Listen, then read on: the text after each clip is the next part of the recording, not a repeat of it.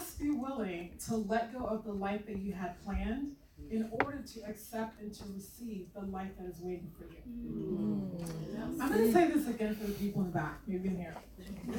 You must be willing to let go of the life that you have planned in order to receive and to accept the life that is waiting for you. I don't have any tattoos, but if I had a tattoo in my body, it literally would be that quote. And I would put it someplace where I could see it every single day. Because that quote for me exemplifies being the greatest version of yourself. And you see, every single day we have an inner microphone that is calling for us to be our greatest versions of ourselves. But most of the time we ignore it until it becomes like an 18 by 2-ton truck, knocks us over the head, and then we get the message. For me, that came on New Year's Eve, December 2010. I woke up that morning, all set to go out and party in Miami, where I was living at the time, to go and celebrate with my friends, right? And I woke up that morning, it was about 6 o'clock in the morning, and at the time, my life was hell. My business was in shambles. I had just came out of a lifelong relationship that had broken my heart. My law firm at the time was like going up and down like this. The crisis had just started in the United States with the whole housing bubble. And I was starting to feel the pinch like everybody else. And instead of going out to party that night with my friends in Miami, I decided to stay at home and to do a process that I teach everyone. And that was to actually look at the life circumstances of life at that time for me. So I began the day looking at all the things I had accomplished that year, and it was very, very little. And then I began to look at, and I wrote all of it down, and then I wrote out every single thing that I had failed at that year. And I had a much, much longer list. And then I went to look at every single one of them to see what was really going on with me at that time. And to be quite honest with you, I was in love. I really wasn't focused on business at the time. And I was also I had just started my own law firm. I was working for a big firm. And so I knew how to be a lawyer, but I didn't quite know how to run a business. And I was starting off with both, you know? And so then I went to look at my mindset, because I had become really aware that what we are experiencing in our outer lives, whatever we're doing, is of our creation, by the words that we say, by the thoughts that we have, by the feelings that we feel, and by our emotions. And I began to write down all of the things that I believed about myself, and they were all my limited beliefs. I'm not good enough, I'm not smart enough, I don't have enough experience, I am not, I was too young at the time, blah, blah, blah. And I basically got on my hands and knees and I began to just ask the Lord to help me let go of those limited beliefs, because I knew what was happening in my life was what was written on a piece of paper. And then I went through a process of self-forgiveness. As women, we're very, very hard on ourselves, right? And so I began to forgive myself, letting myself know that, I'm on a journey of learning, and that, it's all a learning process. And so then I began to look ahead to the next part of the day, and I bought myself a journal, and it had the word imagine on it. And I opened up that journal, and I basically wrote out every single thing that I wanted to be, do, and to have in 2011 and beyond. I began to, for the first time, you hear the phrase, think big, right? Or think bigger. But for me at that time, it had always been like some theoretical thing that was kind of out there. But for some reason, something took over me that day, and I began to write out the impossible.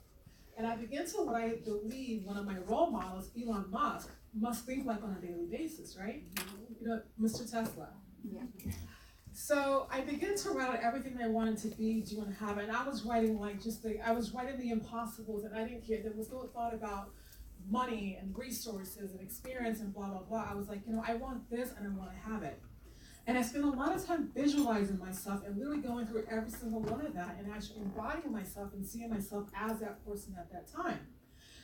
And then I began to do some mantras, some affirmations, blah, blah, blah. And at this time, it was about almost midnight. And when the New Year's Eve came, or the New Year came, I took a glass of champagne that I was going to take to the party with me, took one sip, and I passed out from exhaustion. Okay? 3 days later in Miami, I began to have this phenomenon where my entire world in Miami, which is Latin America, it's called like North Cuba, began to be invaded with all the signs pointing to France, to Paris, to French culture. It was really strange because I had zero connection to France. My parents were from Liberia, which was never one, it's not a Francophone African country. I'd been to France or Paris like 20 years earlier than that, and I wasn't all crazy about like every American. I was like, what the hell is going on? And so in the beginning, it was like between like 5 or 6 or 7 signs. It was like every day, Paris, Paris, Paris, Paris, Paris. So I was like, okay, there's something that's going on here that's calling me to this, to this culture, to this country. Let's go and check it out. I flew to Paris, booked a hotel by the Eiffel Tower, and I was in Paris for 4 days, like waiting for a message. And I got nothing except a blistering cold because it was so freaking cold in Paris, and I came to it's like I was in Miami because we don't have winters in Miami, right? So I then went to the French Riviera, and I went to every single city except Saint-Tropez. When I was in Monaco, something finally clicked. I turned a corner and I heard a message that your life is in transition from a lawyer to a writer, to a speaker, to someone who's here to impact the world. And I was like, what? Okay. So I went back to Miami, thanking so much for that, and I went about my way, practicing law, going about my life. And every day, I thought the signs were going to be over, but they actually increased. It was went from 5 to 7 to 10 to 12. I mean, it was crazy style, Paris, Paris. And I wasn't really crazy about French culture, except for the champagne. And so one day I was working, doing law that I hated, because I liked doing contracts, and I was in litigation work at the time. And I just heard my heart say, move. And I did this, and I heard, move to Paris. I thought about it for maybe like less than 20 seconds. I just said yes. Next thing I knew, I sold my house at a loss because it was a housing crisis. I didn't really care. At the time, I just wanted to be free. I sold my car and I gave away everything that I owned to 3 different charities except the things that I had to keep by law, which were my clients' files and my spiritual books. And I came to Paris. I didn't know a single person in Paris or in France. I didn't know one word of French, including how to say bonjour, nothing. I didn't have a plan A, a plan B, or a plan C, and I didn't have a lot of money either. But what I did have was a calling, which I couldn't see at the time, but I now know it was a calling for me to become the greatest version of myself. Right before I left Miami, I saw my spiritual teacher from England, and he said to me, you're going to Paris on a karmic cleansing mission. In other words, you're going to face all your fears. I said, okay. Then my hopeless romantic friends in Miami began to, they were like, oh my God, you're gonna meet the love of your life. And they started planning my wedding and my baby shower already. The last person that I saw before I took the plane was my hairdresser. And she said to me, Wani, you are going to Paris to meet someone, but it's not who you think it is. You're actually going to Paris to meet the one, but it's you. Yes. It's the one that you've always been looking for. It's your soul. You're about to step into the woman you were actually meant to become. And those words from her never left when I went to Paris. When I got there, it's crazy when I look at it now. And so when I went to Paris, I was just an attorney, and I stand before you now so much more than that. I'm a woman who's living my passion. I'm a woman who's living her purpose. I became a 2-time best-selling author, and I'm on my way to becoming a 3rd best-selling author. And now I travel the world, and I speak and I help women become the greatest version of themselves. I share this story with you, and it's not because I like to talk about myself. Quite honestly, I've told this story so many times, and I am a little bit tired of it, but I often remind myself that, you know what, each audience I speak before don't know who I am, and so they need to hear this story. But I share this with you because had it not been for my making that bold move to Paris, I literally would not be up here before you today. So it is quite the honor to come before you and actually speak before you today, and to show you that, or to tell you that in order for you to actually step into your greatest self for 2020 and beyond, it takes a hell of a lot. I'll tell you, when I first got to Paris, I didn't know how to speak one word of French, right? The very first time I went to wash my clothes, because the washer was out in the apartment, I couldn't figure out how to read. I didn't know anything. I literally cried. Because I was like, oh my God, you're a lawyer. What do you mean you can't read French? I mean, I didn't know where to put the thing. And I went through so much of feeling uncomfortable, being out of my comfort zone. And it took my brain 3 years for it to finally stop thinking in Spanish, because I come from Miami, and where I come from, French is pretty much useless. And to begin to start to think in the language. And so I want to share with you that, and it took a lot of mindset work for me to actually switch to actually become who I am here right now. But the reason why what I'll tell you is I think there's 5 different things you need to keep in mind if you really want to step into your greatest version of yourself. The first thing is this: you have to make a fundamental change to who you are. I'm talking more than motivational, rah, thinking positive. I'm talking about thinking your fundamental beliefs, okay? For example, I come from a parent household where they don't know anything about having a business. My father was former minister of Liberia, former deputy minister of finance for Liberia. My mom was a registered nurse. They've all been working at jobs. They don't know about entrepreneurship. They still tell me, don't you have a job? Like, it's crazy. What are you doing in Paris, And so I've had to make a fundamental change to be a different version of myself. And so many of us, we all want things to change, but we don't want to change ourselves. And I'm telling you right now, without you changing who you are, it'll never work. What do I mean by changing at a fundamental level? I'm talking about your belief structure. Believing that you are something that's so much more than what you actually are will take you to a different version of yourself. You have to believe in yourself. You have to stop looking for outside validation, even a validation from your parents, and seek within your own self. That's the fundamental change you actually have to make. And you have to believe in yourself, because you know what? Nobody on this earth will ever believe in you until you begin to see value in yourself and to see yourself that you can actually do whatever you want. The second component is that you have to get out of your comfort zone.